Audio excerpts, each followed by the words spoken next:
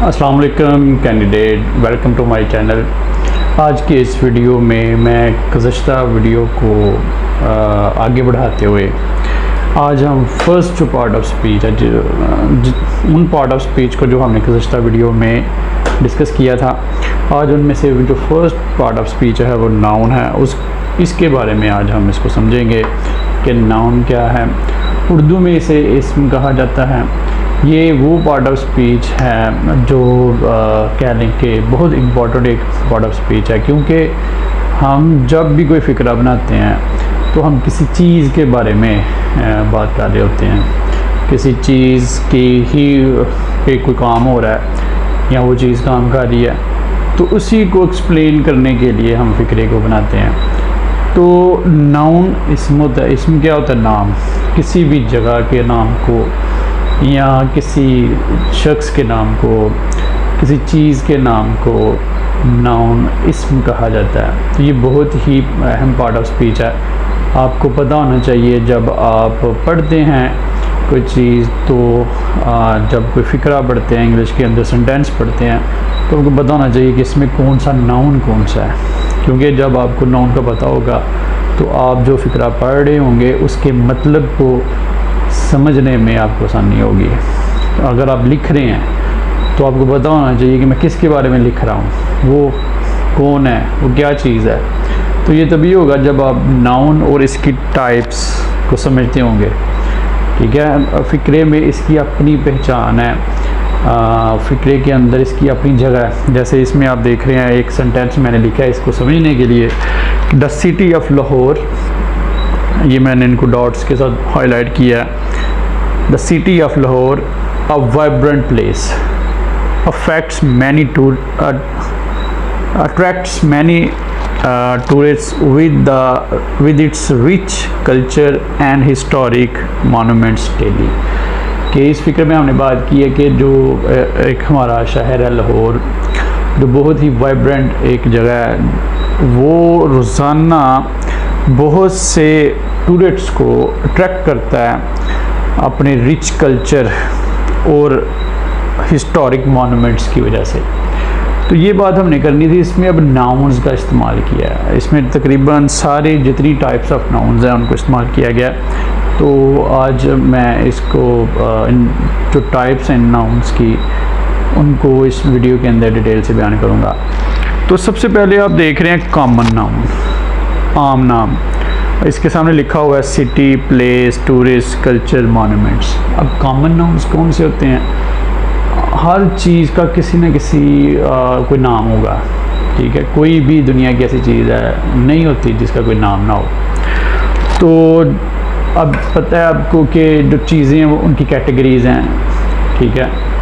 For example book, तो आपके mind में बुक का एक इमेज आ जाएगा। फॉर एग्ज़ाम्पल मैं आपको कहूँ चेयर, तो आपके माइंड में एक चेयर का एक स्केच आ जाएगा। इसी तरह मैं आपको कहूँ बेड, फैन, स्कूल, कॉलेज, तो ये सारी जो वर्ड्स हैं, ये जो नाउन आपको एक स्केच देंगे एक ख़ास चीज़ के बारे में।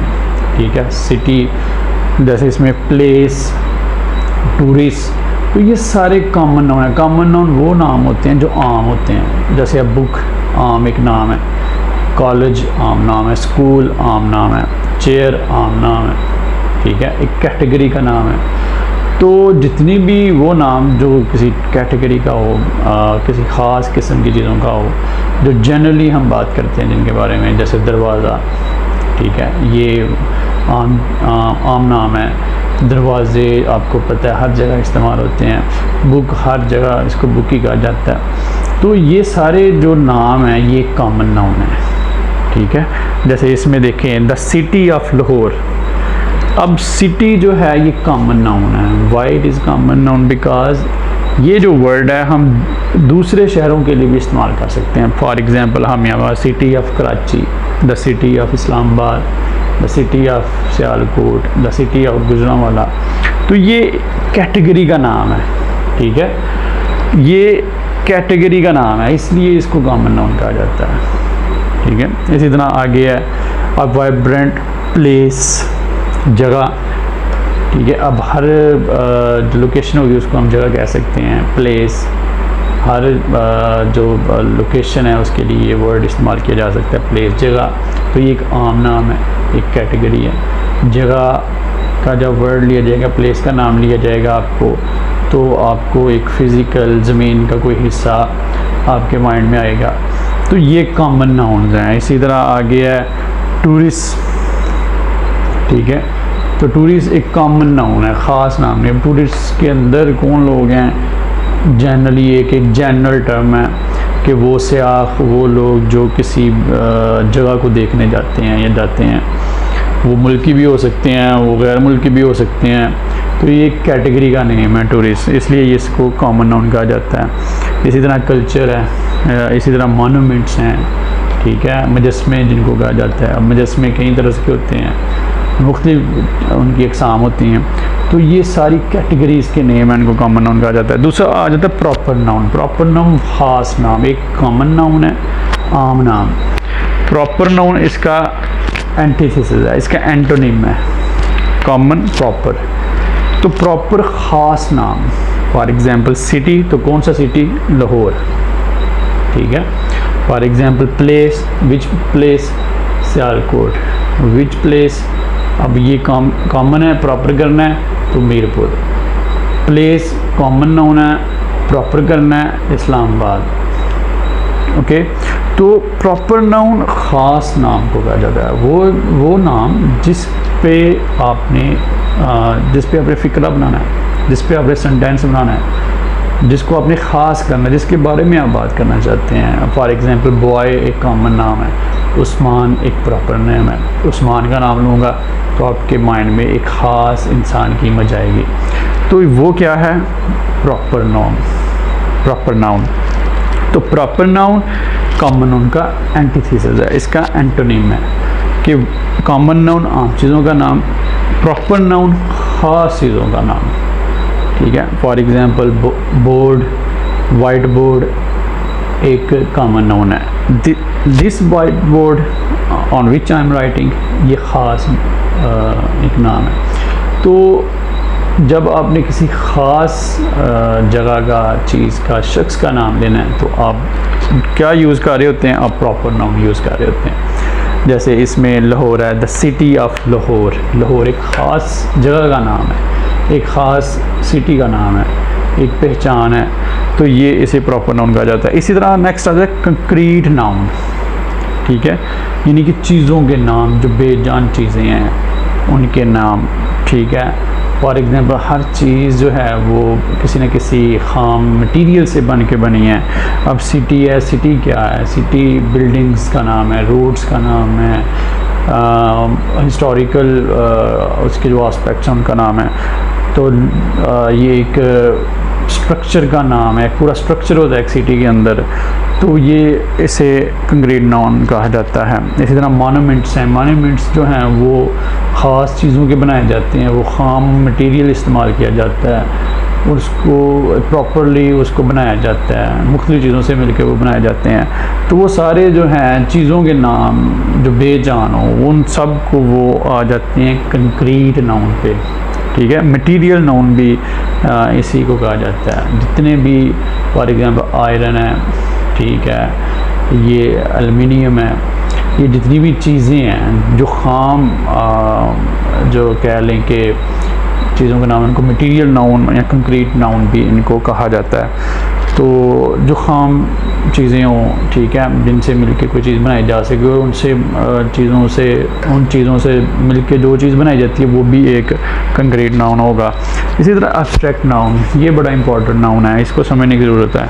कल्चर, एब्स्ट्रैक्ट नाउन वो नाउन है जिसको वो चीज़ जिसको हम महसूस तो कर सकते हैं, उसको हम ऐसे छू नहीं सकते, ठीक है।